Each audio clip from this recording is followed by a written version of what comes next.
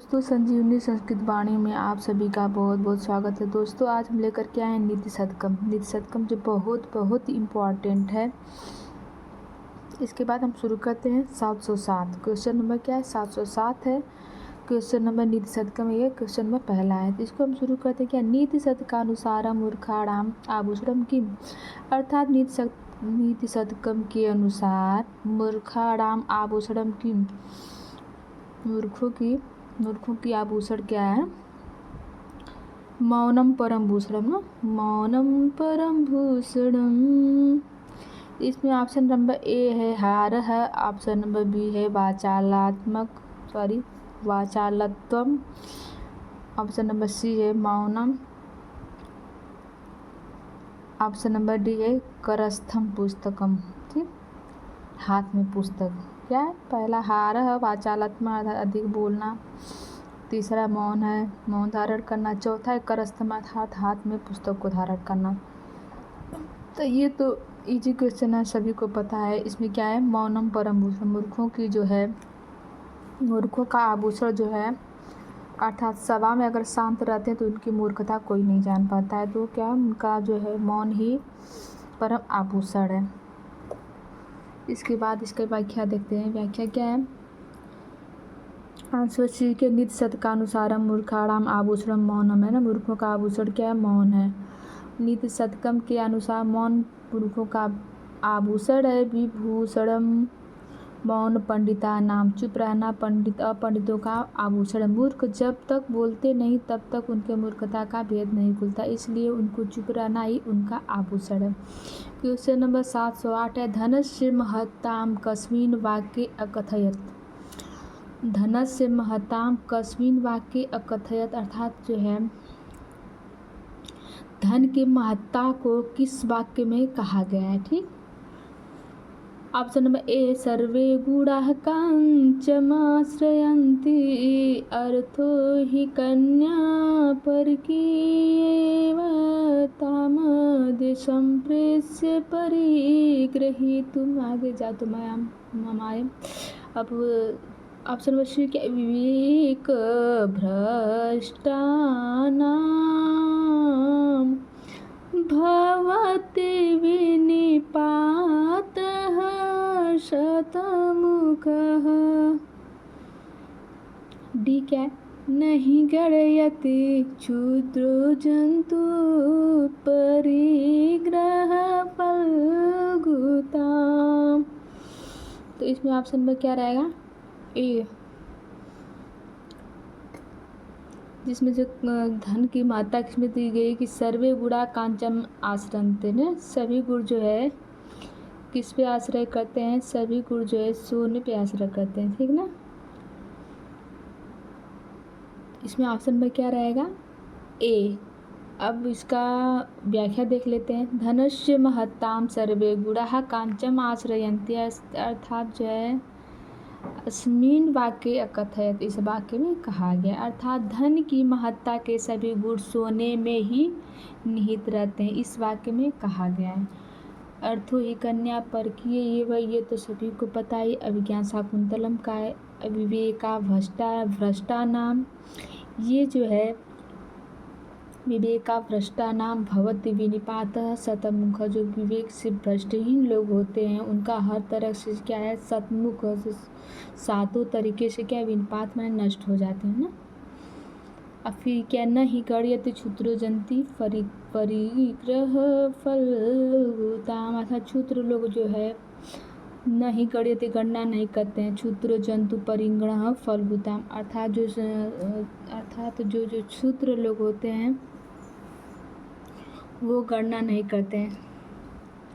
ठीक, क्या? नहीं गण्यते क्षुद्र जंतु परिग्रह फलगुताम, नीच अपनाई वस्तु की तुच्छता की परवाह नहीं करता। ठीक ना, स्वीकृत वस्तु की शुद्धता पर ध्यान नहीं देता। ठीक, अब इसके बाद क्वेश्चन नंबर 700 में मनुष्याणाम देहस्य शत्रु का, मनुष्यों के शरीर का शत्रु कौन है? नीति शतक का अनुसार क्या है? निद्रा है, आलस्य, ऑप्शन नंबर सी है बुभुक्षा, ऑप्शन नंबर डी पिपासा। तो क्या है? आलस्यम ही मनुष्याणाम शरीरस्थो महान रिपु है ना। सूक्ति जो है क्या है, आलस्य ही मनुष्याणाम शरीरस्थो महारिपु। आलस्य ही जो है शरीर का मनुष्य शरीर का जो है मानव शरीर का को महान शत्रु है। तो इसमें ऑप्शन नंबर देखते हैं, अनिद्रा, बी आलस्य, सी बुभुक्षा और डी पिपासा। तो निद्रा मतलब समझ रहे नींद रहती है, आलस्य तो आलस्य है ही, बुभुक्षा मैंने भूख, पिपासा में प्यास। तो क्या रहेगा, जो यूपी संस्कृत 2021 में पूछा गया प्रश्न है, तो इसमें क्या ऑप्शन नंबर रहेगा, ऑप्शन नंबर बी सही रहेगा। आंसर बी का व्याख्या देखते हैं। मनुष्याणाम देहस्थ शत्रु आलस्यम, आलस्यम ही मनुष्याणाम शरीरस्थो महारिपु। आलस्य मनुष्य के देह में रहने वाला जो है महान शत्रु। आलस्य का अर्थ है कर्म न कार्य न करने की प्रवृत्ति। अकर्मण्यता, आलस्य मनुष्य के शरीर में ही रहता है और उसका जो है सबसे महान शत्रु है। यह वह दुर्गुण है जो मनुष्य को पतन की ओर उन्मुख करता है। अब क्वेश्चन नंबर 710, विवेक भ्रष्टानां भवति विनिपातः शतमुखः। इतियम क्या है, इतियम सूक्ति विदित का है किरातार्जुनीय, बी है नीति सत्के, सी है मेघदूते, डी है कादम्बर्याम शुकनाथोपदेशे। तो इसमें ऑप्शन नंबर क्या रहेगा, क्या है, ऑप्शन नंबर बी है नीति सत्के। ऑप्शन नंबर बी की व्याख्या क्या है, ये भी देखिए यूपी टीएसटी संस्कृत 2021 में पूछा गया प्रश्न। फिर इसका व्याख्या देखते हैं, विवेक भ्रष्टानां भवति विनिपातः शतमुखः। इतियम शुक्ति नीति सत्के विदिते। विवेक भ्रष्ट लोगों का पतन सैकड़ों प्रकार से होता है। इस सूक्ति में विवेक भ्रष्ट लोगों की तुलना गंगा से की गई है। ठीक, जिस प्रकार गंगा पहले कहाँ स्वर्ग से शिव के मस्तक पर पहुंची ना, पहले क्या है, गंगा शिव के मस्तक पर पहुंची, फिर उसके मस्तक से हिमालय पर्वत पर, हिमालय से पृथ्वी पर, पृथ्वी से समुद्र में गिरी, अर्थात कोई अस्थायित्व नहीं प्राप्त किया। तो कोई उनका अस्थाई जो है सम्मान नहीं रहा, वो गिरते चली गई, नीचे से नीचे, नीचे से नीचे गिरते चली गई और लास्ट क्या हो, समुद्र में जा गिरी। सबसे नीचा स्थान समुद्र में जा गिरी। उसी प्रकार विवेक से भ्रष्टहीन जो लोग होते हैं, अर्थात बुद्धिहीन व्यक्ति जो होते हैं, उनका पतन सैकड़ों प्रकार से होता है। क्वेश्चन नंबर 711, उत्तम जनः किं न परित्यजन्ति। अर्थात जो है उत्तम जन, जो श्रेष्ठ जन लोग होते हैं, किस प्रकार से न परित्यजन्ति, किस प्रकार उनको नहीं परित्याग किया जा सकता है।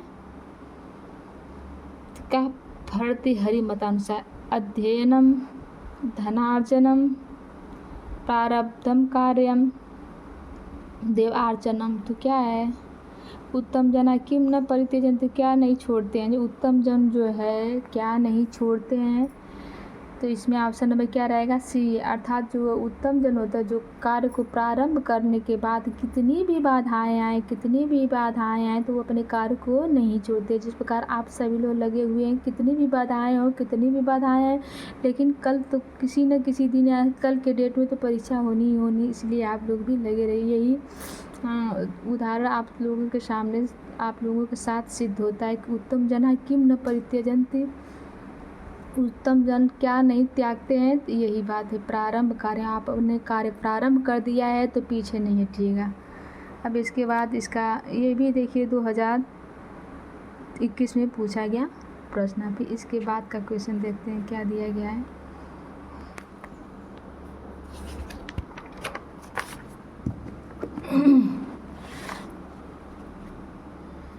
सी का आंसर, उत्तम जनः प्रारंभम कार्यम न परित्यजन्ति, विघ्नये मुहुर्मुहुरपि प्रतिहन्यमानः प्रारंभ उत्तम जना न परित्यजन्ति। अर्थात उत्तम वर्ग के मनुष्य विघ्नों के बार बार आघात करने पर अपने शुरू किए गए काम को नहीं छोड़ते। अधम जन क्या होता है, प्रारंभेन खलु विघ्न भयेन नीचै। अर्थात जो प्रारंभ करने के बाद जो है अधम जन होते हैं, खलु विघ्न निश्चित रूप से जो है, विघ्न भय न नीचे, विघ्न के भय से वह नीचे अर्थात अधम पुरुष विघ्न के भय से कार्य शुरू नहीं करते हैं, ठीक ना। नीची जन जो है, नीचे नीचों के द्वारा, तृतीया विभक्ति लगी हुई है ना, तृतीया बहुवचन, नीचे नीचों के द्वारा। फिर क्या मध्यम पुरुष, क्या प्रारभ्य विघ्न विहिता विरमंती मध्या, अर्थात मध्यम पुरुष कार्यों को शुरू करते हैं लेकिन विघ्न के आने पर कार्य को छोड़ देते हैं। जब मध्यम कोटि के पुरुष होते हैं वो क्या होता है, शुरू तो करते हैं लेकिन वो जब विघ्न आने पर वो बीच में ही छोड़ के चले जाते हैं। अर्थात जैसे परीक्षार्थी हुए, वेट करते करते, डेट का वेट करते करते जब ज़्यादा बाधाएं आती हैं, उनको ये लगता है परीक्षा होगी नहीं होगी, होगी नहीं, इस कार्य से वो क्या बीच में ही परीक्षा को छोड़ देते हैं। लेकिन जो लगे रहते हैं वो आगे बढ़ जाते हैं। इसलिए हमें लगे रहना चाहिए, आप सभी को लगे रहना चाहिए, ठीक ना। क्वेश्चन नंबर 712, क्षीयन्ते खलु भूषणानि सततं वाग्भूषणं अत्र स्थायी भूषणं किम्, अर्थात स्वर्णाभूषणं, वाणीरूपभूषणं, धनरूपभूषणं, भौतिक संसाधनम। क्षीयन्ते खलु भूषणानि सततं वाग्भूषणं, अर्थात क्या, क्षीयन्ति माने नष्ट हो जाते हैं, खलु मीन्स निश्चित रूप से, भूषणानि जो आभूषण होते हैं, आभूषण जो गहने आभूषण जो होते हैं वो क्या होते हैं, नष्ट हो जाते हैं, एक टाइम आने पे, एक समय आने पे नष्ट हो जाते हैं। सततम वाग्भूषणम, लेकिन सतत लगातार निरंतर जो वाणी रूपी आभूषण जो होता है वही जो है जीवन पर्यंत आपका मूल आभूषण रह जाता है, वही अस्थायी आभूषण रह जाता है। अब इसमें ऑप्शन नंबर ए क्या, स्वर्णाभूषणम,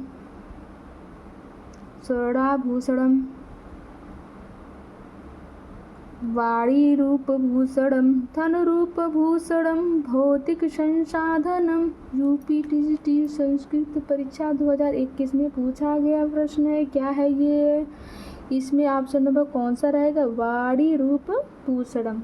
आंसर बी क्या है, व्याख्या देखते हैं। क्षीयन्ते खलु भूषणानि सततं वाग्भूषणं अत्र स्थायी भूषणं वाणीरूपं भूषणम्।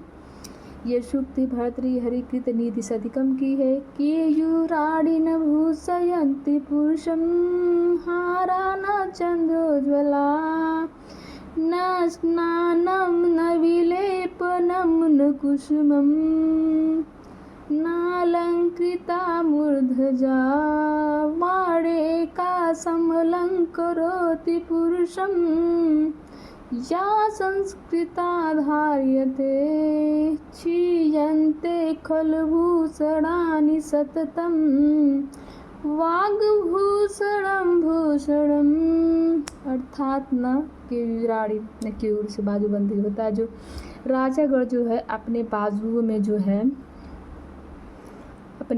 में बांधा करता था, जो कुहने के ऊपर का भाग होता है उस भाग में जो है बांधा करते थे। तो केयूराणि न भूषयन्ति पुरुषम, जो केयूर जो होता है, बाजूबंद जो होता है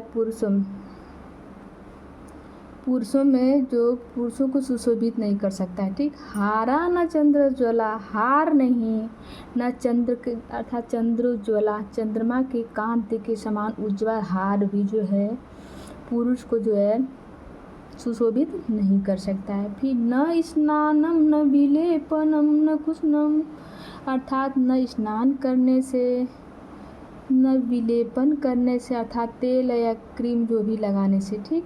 न कुसुमम, न स्मेल, अर्थात जो कुसुम है, कुसुम फूल जो है उसके स्मेल से या फूल से, ठीक। न अलंकृता मूर्धजा, और न जो अलंकृत अर्थात अलंकरण करने से, ठीक, या तो गहना आभूषण जो अलंकरण जो है साज सज्जा से। न मूर्धजा, न जो कंघी करने से, बाल को झाड़ने से, ठीक, न केशों से, ठीक। वाणेका समलंकरोति पुरुषं, या संस्कृता धार्यते। वाणेका, एक वाणी जो समलंकरोति, अर्थात बड़े अच्छे प्रकार से, ठीक, अलंकरोति सुशोभित करती है पुरुषों को, ठीक है। या संस्कृता धार्यते, या जो संस्कृत को धारण करने से, ठीक, अथवा संस्कृत को धारण करने से। क्षीयन्ते खलु भूषणानि सततम भूषणम क्षीयन्ते, नष्ट हो जाते हैं। खलु माने निश्चित रूप से, भूषण जो आभूषण जो होते हैं, जैसा कि ऊपर शब्द दिया गया है, ऊपर दिए गए जितनी भी आभूषण जो होते हैं वो क्या है, नष्ट हो जाते हैं निश्चित रूप से। लेकिन सततम वाग भूषणम भूषणम होता है, जो सतत निरंतर जो वाणी रूपी आभूषण जो होता है वही आभूषण जो जीवन भर रह जाता है। इसलिए सबसे पहले आदमी की इंसान की वाणी अच्छी होनी चाहिए। अब इसके बाद देखते हैं अर्थात न, इसमें देख लेते हैं व्याख्या क्या है। अर्थात जो है, न बाजूबंद से, न चंद्रमा के समान उज्ज्वल हार से, न स्नान से, न सुगंधित पदार्थों के विलेपन से, ठीक। सुगंधित, न स्नान, न विलेपनम, न कुसुमम, न सुगंधित पदार्थों के विलेपन से, जैसे तेल हुआ, स्प्रे, सेंटर, समझ रहे हो आप सभी। तेल हुआ ना, इसको भी क्या है, सुगंधित पदार्थ इसको बोलते हैं। और जो स्प्रे जो होते हैं, सेंट मारते हैं, उसको क्या विलेपन, वो दोनों का नाम दिया गया है यहाँ पे। फिर न कुसुमम, न फूलों से, न साज सज्जा, फूलों लगा कर कान में कहीं, बाल में कहीं, ऐसे कर करके, या गले में हार बना के ऐसे कर करके, ठीक, इसे भी नहीं सुशोभित होता है। न अलंकृता मूर्धजा, न अलंकृत से, अलंकरण करने से। और या न तो केशो मूर्धजा मतलब बाल कंघी करने से। पुरुषों की शोभा तो वाणी रूपी आभूषण से होती है, ठीक। आभूषणों की चमक तो मंद मंद पड़ जाती है, परंतु संतुलित वाणी की गरिमा जो है, गरिमा की चमक सतत रहती है। ब्राह्मणा आत्मधीनम एकांत गुणम यो अस्ति अपंडितानम, ब्राह्मणा आत्माधीनम एकांत गुणम यो अस्ति अपंडितानम, जो ब्राह्मणों को जो अपना एकांत गुण जो है वो अपंडितानम है। जो ऑप्शन नंबर ए क्या है, मौनावलंबनम, वाचालगुणम, परिभ्रमणम और दुर्व्यसनम, ठीक। इसका मतलब ये है कि अपंडितानाम, जो मूर्खजनों का जो है एक आत्माधीन गुण जो है, कांत गुण होता है, मौन रहना ही रहना है। ये मूर्खजन की विशेषता के बारे में दिया गया है। तो ऑप्शन नंबर ए है मौनावलंबनम, ऑप्शन नंबर बी है वाचालगूढ़म, ऑप्शन नंबर सी है परिभ्रमणम, ऑप्शन नंबर डी है दुर्व्यसनम। इसमें क्या है, ऑप्शन नंबर ए सही रहेगा, मौनावलंबनम, जो यूपी टीजीटी परीक्षा 2021 में पूछा गया प्रश्न है। अब क्वेश्चन नंबर 714 देखते हैं, वैराग्य शतकम किस प्रकार की रचना है। इसमें ऑप्शन नंबर ए है ऐतिहासिक काव्य, ऑप्शन नंबर बी है महाकाव्य, ऑप्शन नंबर सी है खंड काव्य, ऑप्शन नंबर डी है गीति काव्य। तो इसमें क्या है, वैराग्य शतकम किस प्रकार की रचना है, तो क्या एक खंड काव्य है, ठीक। जो भर्तृहरि का, ये भी जो वैराग्य शतकम भी भर्तृहरि की रचना है। व्याख्या देखते हैं, वैराग्य शतकम खंड काव्य भर्तृहरि 3 शतकों की रचना की, वे हैं नीति शतकम, श्रृंगार शतकम और वैराग्य शतकम। इन तीनों को जो है शतक त्रय के नाम से भी जाना जाता है, ठीक। अब क्वेश्चन नंबर 715, शतक त्रय के रचयिता कौन, शतक त्रय के रचयिता वही, इन्हीं तीनों काव्यों को क्या कहते हैं, शतक त्रय, ठीक।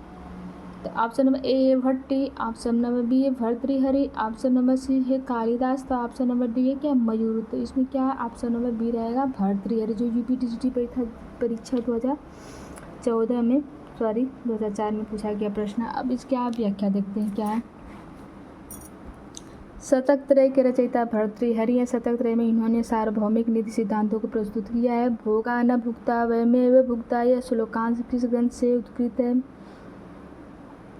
भोक्ता न भुक्ता वयमेव भुक्ता, यह श्लोकांश किस ग्रंथ से उद्धृत है।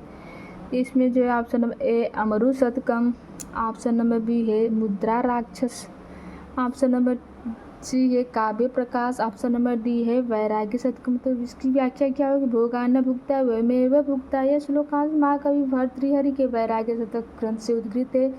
जीवन के अंतिम क्षणों में भर्तृहरि ने वैराग्य शतक की रचना की है। ठीक, अब ऑप्शन क्वेश्चन नंबर 717 देखते। निम्नांकित विकल्पों में से सर्वे गुणा कांचम आश्रयन्ते न आश्रयन्ती में रिक्त स्थान की पूर्ति के लिए शुद्ध शब्द है क्या? निधानम, सौंदर्यम, कांचनम, पतनम। आप सभी को ये पता होगा, सर्वे गुणा कांचम आश्रयन्ते। जो वाचन करेगा सबको आ जाएगा जल्दी से, इसलिए आप सबको वाचन करना जरूरी है। जो यूपीटीसीटी एग्जाम्स 2016 में पूछा गया प्रश्न है। आंसर क्या? सर्वे गुणा कांचम आश्रयन्ते, अर्थात सभी गुण जो सोने में आश्रित होते हैं।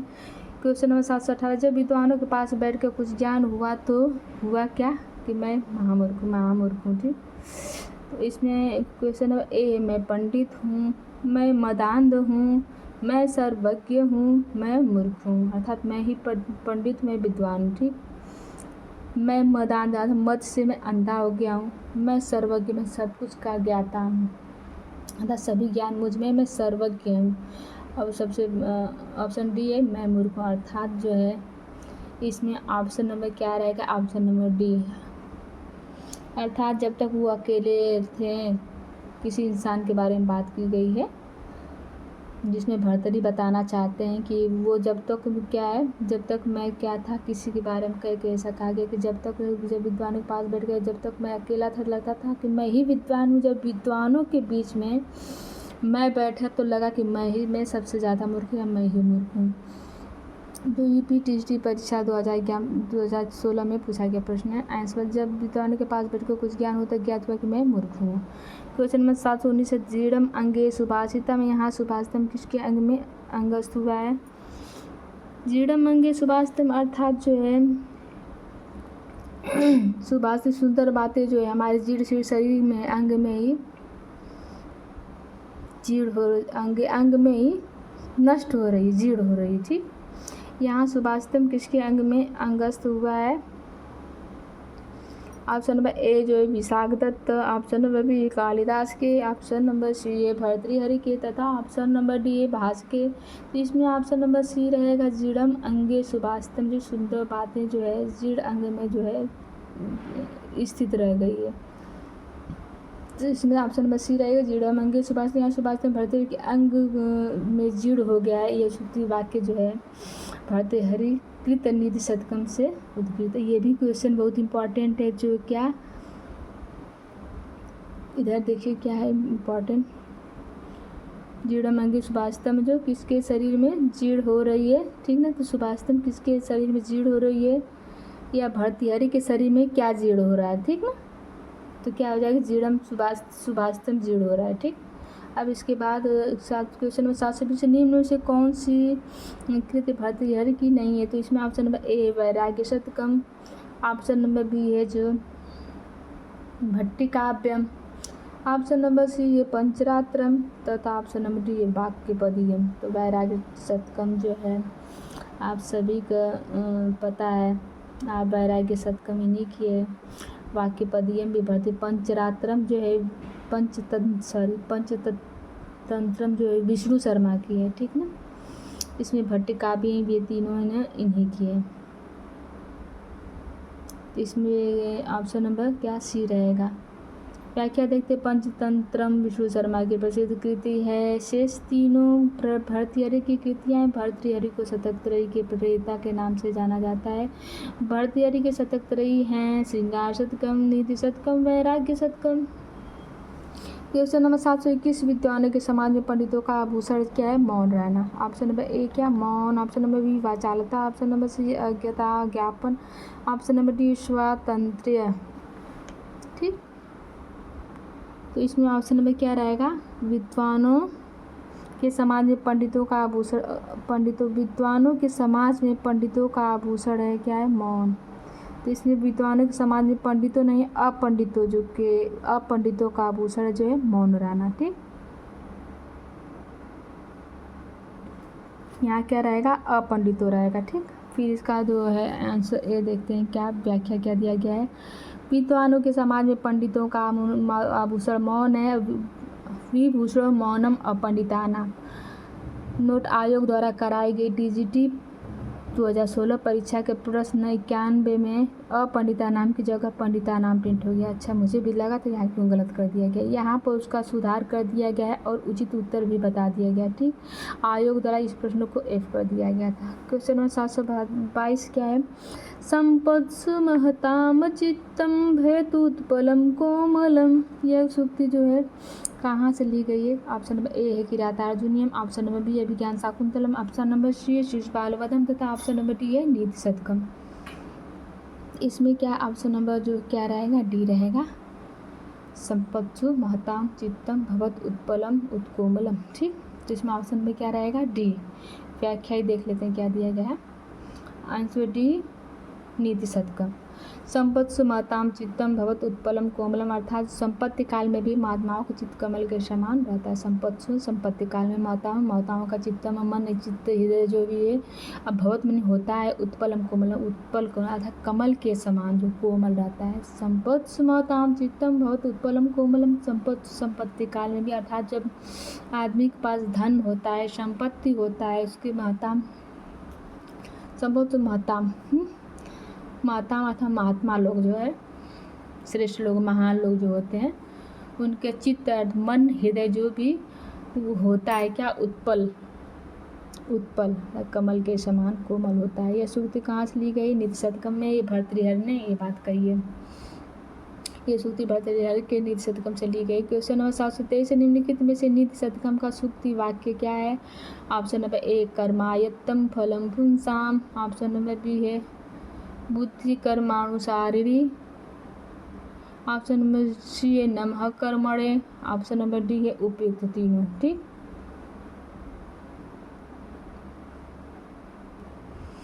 तो इसमें क्या है, ऑप्शन नंबर क्या रहेगा, डी रहेगा। कर्मायत्तम फलम पुंसाम बुद्धि कर्मानुसारिणी नमः कर्मणे। ठीक, तो कर्मायत्तम फलम पुंसाम बुद्धि कर्मानुसारिणी तथा नमः कर्मणि, ये तीनों सूक्ति वाक्य नीति शतक के हैं। अब क्वेश्चन नंबर 734 से ये बहुत इंपॉर्टेंट सूक्ति है कि यम यम पश्यति तस्य तस्य पुरतः मां ब्रूहि दीनं वचः रे रे चातक सावधान मनसा मित्र क्षणं श्रूयताम् अम्बोदा बहो हि सन्ति गगने सर्वेऽपि नयतादृशा। ये मुझे बहुत अच्छा लगता है, ये सूक्ति बहुत अच्छी है। इसमें यम यम पश्यति तस्य तस्य पुरतः कहता है हे मित्र या हे मनुष्य, यम यम पश्यति तस्य तस्य पुरतः, जिसको तुम देखो उसके सामने अपने दीनहीन वचन को मत कहो। माँ ब्रूहि मत कहो दीनम वचन, अपने दीनहीन रोते हुए वचन को मत कहो।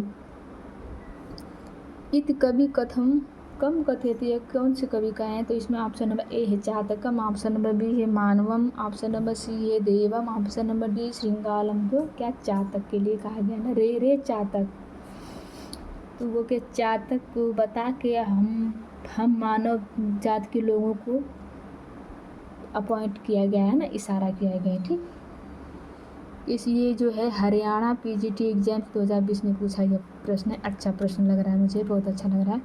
आंसर ए क्या, यम यम पश्यति तस्य तस्य पुरतः मां ब्रूहि दीनं वचः इति कवि चातकम कथयति। यह कवि जो है चातक के लिए कहा गया है। ठीक, अर्थात इस उक्ति से कवि चातक को सावधान होने को कहता है कि प्रत्येक के सामने अपनी दीनतापूर्ण वाणी को मत कहो, क्योंकि जिस प्रकार आकाश में कुछ बादल अपनी वृष्टि से पृथ्वी को गीला कर देते हैं और कुछ व्यर्थ ही गरजते हुए चले जाते हैं, अतः कवि इस श्लोक के माध्यम से समाज को यह उपदेश देता है कि सभी के सामने अपनी हीनता अर्थात कमजोरी को प्रकट नहीं करना चाहिए। इस श्लोक को थोड़ा गा के सुना देते हैं। रे रे चातक सावधान मनसा मित्र क्षणं श्रूयताम् अम्भोदा बहवो हि सन्ति गगने अम्भोदा बहवो हि सन्ति गगने सर्वेऽपि नैतादृशा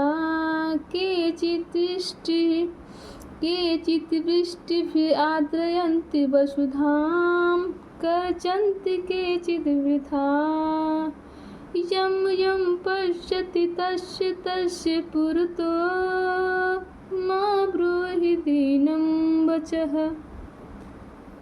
अब क्या है, ये लास्ट रहेगा। करुणाकुलानां काय विभाति, करुणाकुलानां कायः विभाति। तो क्या है इसमें? ऑप्शन नंबर ए है कुंडलेन, ऑप्शन नंबर बी है चंदनेन, ऑप्शन नंबर सी है कंकड़ेन, ऑप्शन नंबर डी है परोपकारेन। इसकी व्याख्या देखते हैं।